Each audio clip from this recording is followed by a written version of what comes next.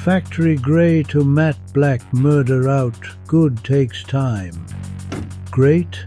A little longer, here's how. This Ram TRX came in looking mean but not finished.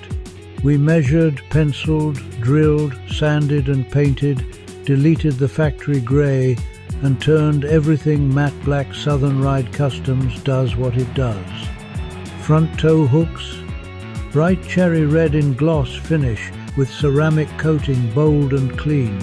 The naked B pillars, as all are, now a canvas with custom graphics, paying tribute to the owner's United States Army service.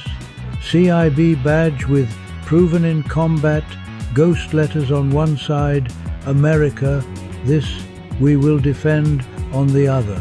We even built custom TRX ghost lighting in the door panels from scratch, with blood red suede accents in the door panels, TRX logo projections casting its ominous visage on the path below, triggered by custom door circuits.